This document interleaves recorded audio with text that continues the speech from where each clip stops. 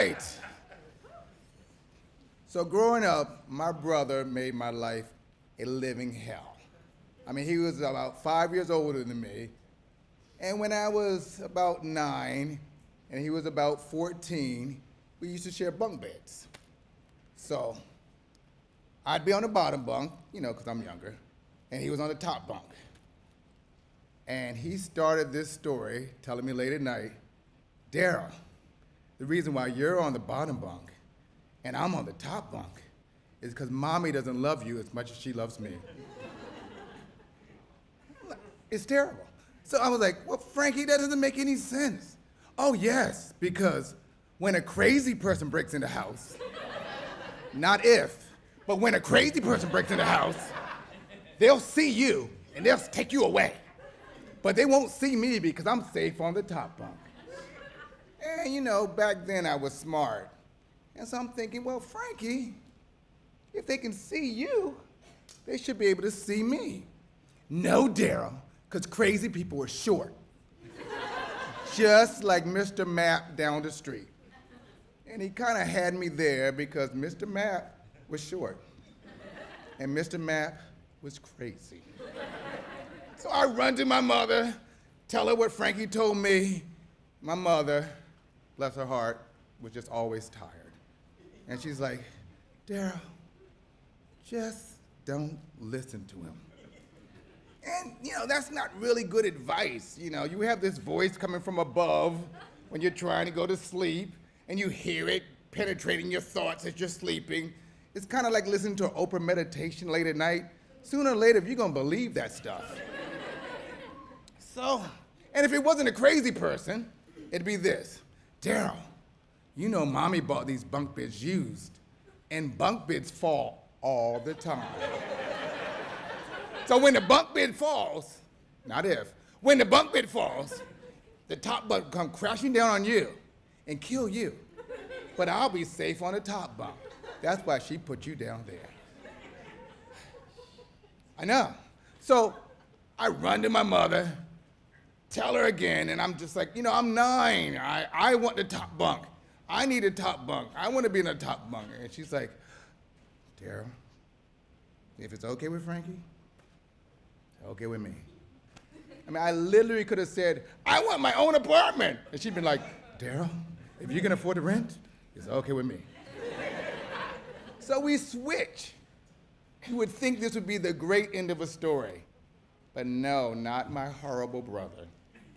Now that he's on the bottom bunk and I'm on the top bunk, Darryl, you know I always wanted the bottom bunk. I'm tired of walking up that ladder. It's so tight to the ceiling. And the worst part is when there's a fire. Not if.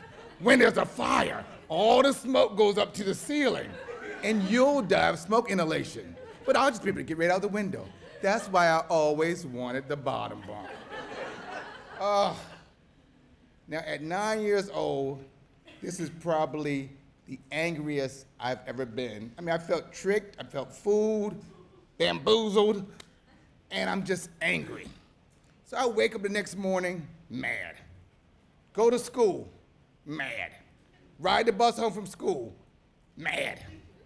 Get home, and my only solace is the TV set. Because I would get home, I was a latchkey kid. So I would get home first, then about a half hour from there, my brother's bus would come, so he'd get in. About a half an hour after that, my mother would come home. But that first half hour, when Frankie wasn't there, no one was in the house, I could just plop in front of this TV set like the little girl from Poltergeist, like 8 inches away from the, and just enjoy a life without him. So great. Speed Racer. I don't know if y'all watched that, but anyway. Oh yeah, and he was cute. So Frankie would come in about a half hour later, and no matter what I was watching, he would just push me out the way and change the channel. I could actually be watching something he liked, and he would push me out of the way, change the channel, just as like a power play. So he comes in on time, sees me sitting down, plop down like Poltergeist, pushes me out the way, And that day, all that red anger rage from the last 24 hours, it just blew up. And I was like, not today. Not today. So I go to fight my brother. First time ever. And I'm standing there like Muhammad Ali, ready to fight. Well, more like a 5-year-old girl doing the windmill. But I'm still ready to fight. So I windmill him, and I'm hitting, and he's like, what is happening? You don't fight. And he just pushes me out of the way. I'm not deterred. I get back up, and I'm windmilling again. And he pushes me again. This time he pushed me into a lamp in the living room. Not deterred. So now I'm punching. I'm hitting him in the stomach, hitting him in the crotch, you know, because I'm short. He's real big and tall.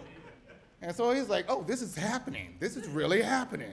So he grabs me, and we're wrestling. We're doing all this, and now we're from the living room into the dining room, and he pushes my mother's sewing machine, which was on the dining room table, pushes it over on me, smashes my little leg. But our house is so small that if I'm laying in the dining room, I'm right now laying in the kitchen, the front part of the kitchen. And I'm right there with the cabinets where the canned goods are. Ammunition. So I reach in, I grab a little can of peas, and I throw it as hard as I can. Of course, I miss him, and I break some picture on the wall. But he's sitting there like stunned, like, what the hell is happening? I'm not deterred. So he's walking back, because he's got to watch me, but he's trying to get to the door. And just as he's turning to get out the front door, I reach in, and I get a can of cling peaches in heavy syrup. Literally the heaviest can down there. And I take it and I throw it, and just as he's turning, I hit him in the back of the neck. He falls down, hits the coffee table with his head out. Don't feel bad for him. And so then I have to struggle. Feel bad for me. So I have to struggle to get from under the sewing machine, and I get up and I'm like, Frankie, no answer. So I walk up to him, Frankie, no answer. So I'm like, oh my God, I killed Frankie. But then I think, oh my God, I killed Frankie. I felt such a joy of freedom. Just like, you know, no more teasing, no one pushing me around. It was just like when the Munchkins killed the witch. They sang for hours. There was no remorse. So I step over his lifeless body, open the door, the sun is shining, the birds are chirping, I am free. And then my mind starts to really think about what really happened, you know. Over the time, people have asked me about this story, and, you know, and by people I mean psychiatrists and therapists, you know. And they're like, well, did you feel any remorse? You know, and over time, I guess I pretended to say yes. So now I'm pretending to tell you about the remorse.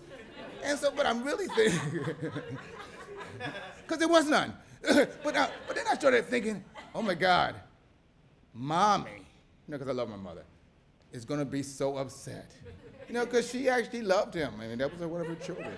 So I was like, well, I'll just be really good for the next few months, and then she'll forget about him. And then also another one of my thoughts was, I'll have to go to juvenile detention. I mean, I'm a kid. They can't put me in jail. Then I said, okay. And then I said, oh, you know what? I'll blame it on a crazy person breaking in their house. How is that for ironic justice? So the crazy person broke in the house while Frankie was there. So that was gonna be my story. So I go outside, and I'm pretty fine, knowing his dead body's in the house. And I'm, you know, pretty good. It lasts for about all of 3 minutes. The door opens up. It's alive. Darryl, I'm gonna kill you! I'm gonna kill you! He flings the door open, runs down, I'm running, he's running, my mother pulls up, now it's time for her. And she is not tired today. What the hell is going on? She sees the house. I mean, it looks like a crime scene from Columbo. And, you know, I'm trying to explain that the crazy person did it, and he's trying to explain that Darryl did it. And no, she shut it down. So we got punished. And I didn't mind the fact that we had to pay for the sewing machine out of our allowance. I didn't even mind the fact that we had to clean up all the glass and do everything, but 2 weeks without TV, and that was my solace. So I'll tell you, if I ever had a chance to do this again, I would have finished the job.